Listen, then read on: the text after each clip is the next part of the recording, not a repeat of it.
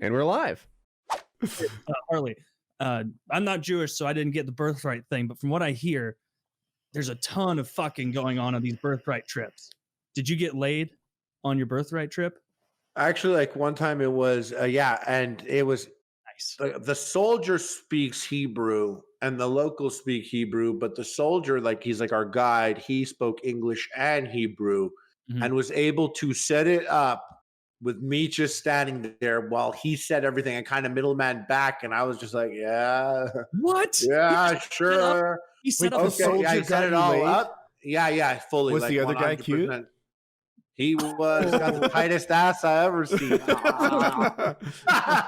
No, but imagine that was a homosexual experience. I'm like, yeah, we're gonna hook you up with a really attractive Jew, and then it's just like a muscular guy in the Israeli Defense Forces.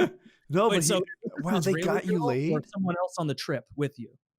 it was no, they're local. They were local. Oh, so They you go like there, you got to fuck an Israeli girl. and Well, like this, like in this interesting, like kind of like stucco, like one room, like just standalone, like weird, like you know when you think of like episode 1 Phantom Menace, like the like it's like a sand, like it's like a clay fucking thing, like that with like a kitchen and a bed, and they fucking love electronics. If you thought Japanese people love electronics, like Israelis love, every Israeli has we're like drifting from the fucking a little bit. Why did she fuck you? Like you just met her the first time. Were you just so hot? These people, like they just live, like I think like where she was at, like it's an area that's like there's not a lot of, like maybe it was just like never had one that looked like this before. You know, there wasn't in my life did women just like strangely fuck. This guy did a lot. This guy did a lot. He said everything. I even said some stuff back, and I think he was just like, yeah, in his head, he's like, that's a shit joke. I'll make it better for this in Hebrew. So what was his motivation to middleman you into getting laid? He's like my boy. Like this guy's like, you're Jewish. I'm Jewish. But you're in Israel. This is my place. We've been to the Holocaust Museum and we went to the fucking, we've been together, and like you're there for like, you know, like 10 days together. And you're like, you are my brother. And then he has a new brother every 10 days. Does he get them all laid? Did he hook anybody else up other than you? I think no, I don't think. I think he just goes on one trip. Also, I think that was his trip. You know. Okay. Yeah. No, I pictured him as a tour guide who every week got another like 28 kids laid. just took your tour bus into a subdivision and got everybody laid. It was wild. Like, Israel wants, you know, Jews to have more kids there and like increase their population and everything. And so it makes sense that like if they're doing a bunch of these, like, a bunch of young Jews are doing pilgrimages there, they'd want to be like, Israel rocks. You're gonna remember Israel as getting laid and having fun and child support. You know, yeah. And you're gonna make a Jewish baby, an Israeli baby. I mean, how old were you? 20, 19 or 20. Okay. It's like that's what they do. The same thing with, I don't know if I brought this up before, but it's like that's what they do with Jew camps. The new ones, I don't know if I brought this up. Like so old concentration camps, like was like they just took Jews and systematically killed them. Now Jews go to summer camp. If you have any Jewish friends, yeah, right. But if you do, you speak to them, you'll see that they go to like probably or did as a kid, or they knew Jews that went to summer camps. And they're Jewish summer camps, and like the guy cabins are here and the girl cabins are there, and like everyone's Jewish. You got to be Jewish to go. And then the counselors leave at night. They're like, we're leaving from 10 p.m. to 1:30 a.m. Don't sneak to the girls' bunk and start fucking. And then like a lot of couples that I know that are Jewish couples, like they met at camp, like where there were other Jews, and they just encourage more Jews to make more Jews. You know what I mean? Yeah. I went to a Christian camp and it was the opposite experience. No fucking. They're like, hey, I noticed a lot of guys wearing blue, a lot of girls wearing red, no purple. And then like we get there and everyone plans to like sneak out. And the counselors are like, oh, I'm so tired. Not tonight. Don't sneak it. Tomorrow we barely watch you guys. But tonight, don't try to sneak out. And all of us were like, oh, tomorrow. We're going to sneak out tomorrow. So we didn't even try the first night. Next night, Oh my God. It was like maximum security. Like it wasn't even a chance to sneak out there. You don't like, you can't sneak past them if they're actively standing there guarding the door. It's like we're in total fucking lockdown. This is bigger than prison. Like there was no way to sneak out. The first time we'd barely tried, and that would have been the opportunity. And then there were no more, and it was just the opposite. No one got laid. They did the same thing to us. Because I mean, at the end of it was still like, nope, that's a sin. Don't do that. Premarital sex. Oh, yeah. Dude, this church talk would make it harder to get laid. Like girls would, whatever their slut scale was, it just knocked 2 points off them.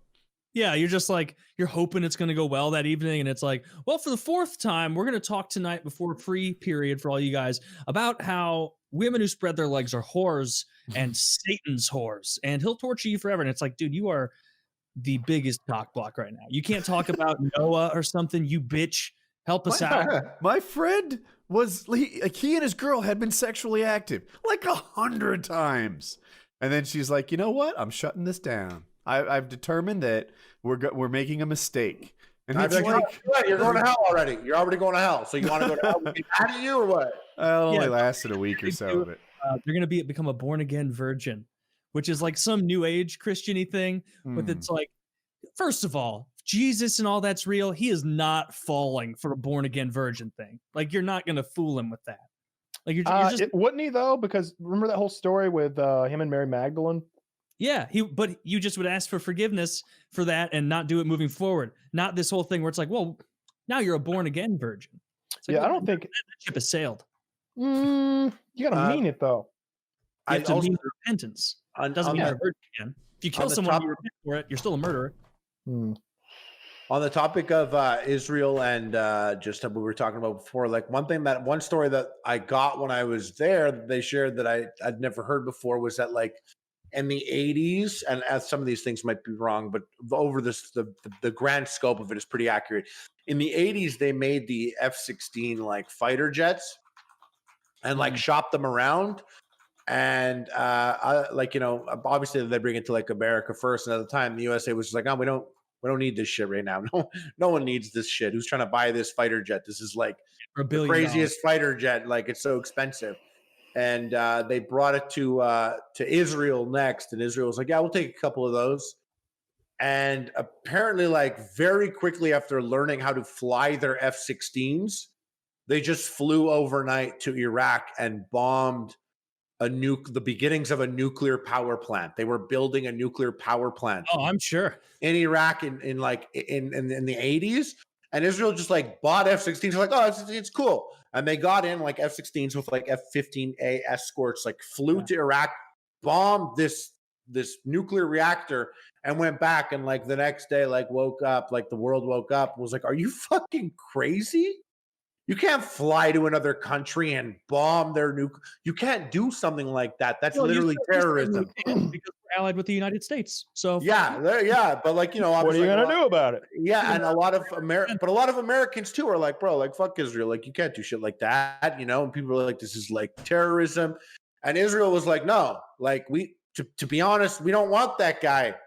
We don't want that country having a nuclear reactor. So that's why we did it. Because you don't know if it's a nuclear reactor, because that's what you would say a uranium enrichment facility is for. Yeah. Oh, yeah, we want some cheap electricity over here, not nuclear weapons.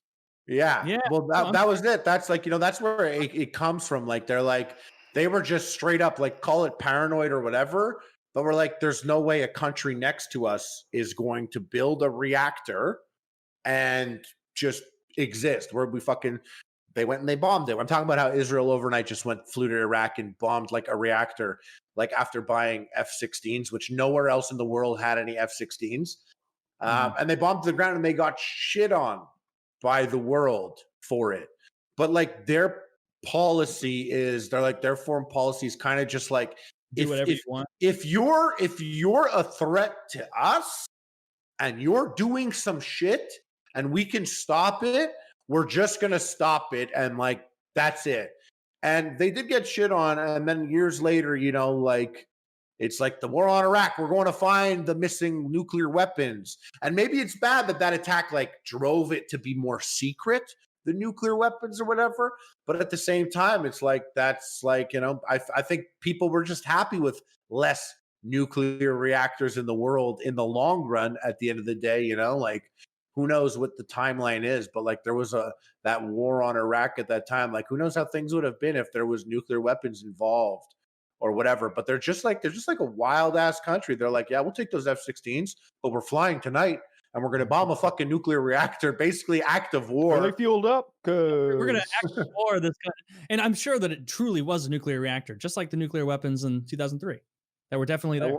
Well, I looked it up here. The Osirak reactor prior to the Israel attack, and there's pictures of it just straight up like on the, if you looked up Operation Opera on Wiki, there is a reactor there. And you know, Iraq wasn't it wasn't like it is then now as it is today or whatever. You know what I mean? It's times are different, but like, yeah, that's like just fucking just wild. Just fucking hop in the jets and let's go bomb that shit. And they're like, yeah, we did it. So what? Yeah, so well, you shouldn't indiscriminately. They were gonna bomb us. They were gonna bomb us in like 25 minutes. I bet. I mean, Iraq bombed Israel. Wait, Iraq has bombed Israel. Yeah, they have in the past. Yeah, we used to. But then Israel had that white phosphorus thing where Israel used white phosphorus and it hit civilians and shit. So like, I don't ever support. Like, I don't support any countries, man. I don't support the man. You know what I mean? I feel you. But yeah, Israel's not the only country in that region doing the white phosphorus stuff. Other ones did too. Yeah, it was in Syria. Was it Syria white phosphoring itself? Did, I think. Yeah, that was one, or maybe that was a different chemical. Maybe I'm getting mixed up of who did it. I think Syria used white phosphorus, but I want to say it was like a civil war.